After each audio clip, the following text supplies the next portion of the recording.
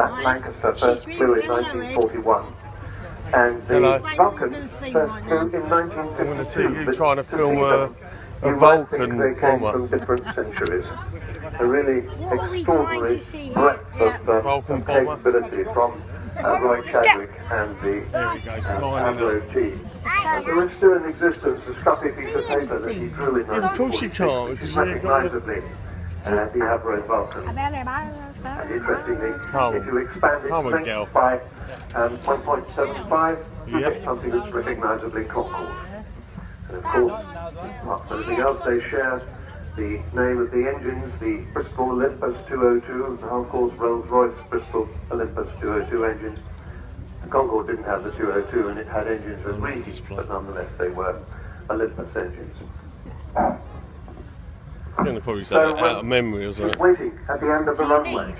She represents the Vulcan, the very best imaginary careless, the virtues of British aeronautical design and engineering. You see it, I can't see. You can bloody hear it. The very best of the great British people.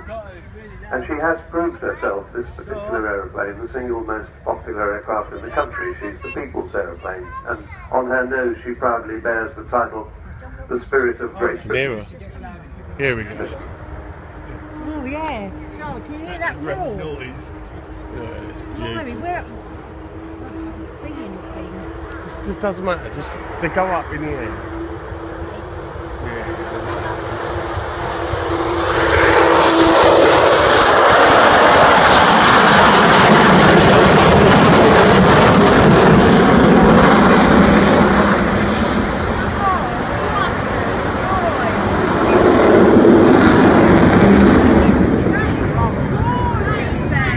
Does make me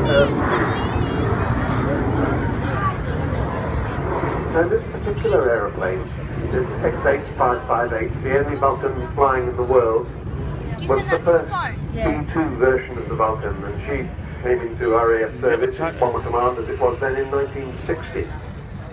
She's 54 years old this year. In the 90s, quite some time after the RAF had retired its Vulcans from operational service, she was still flying this aircraft as the Vulcan display, part of the Vulcan display flight. She was the only one left flying. And then finally that all finished in 1993 and everybody thought they'd never see a Vulcan again.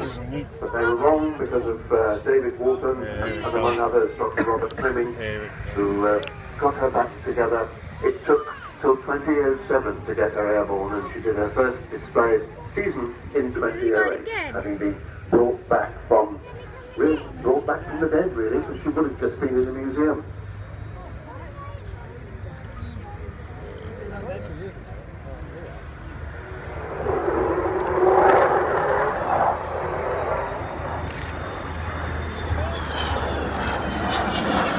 Well, I'd say you've got a howl and a half there. You've got a magnificent Vulcan howl on takeoff, and sort of half a howl there from Captain flying her today, Kev Rubens. The Vulcan howl is unique to this aircraft. It's all to do with strange shape of the air intakes. Two engines buried deep in each wing with a single air intake, and under the right conditions, right weather conditions, and the right use of the throttle, she makes that noise. And of course she is famous for that.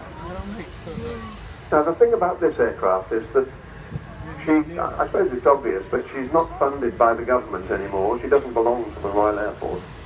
And so far it's cost 20 million quid to get her to this stage. 20 million quid. More about that later. As she heads back towards us, and then I expect to see Kev pull her up into a spiral climb, just a brief one.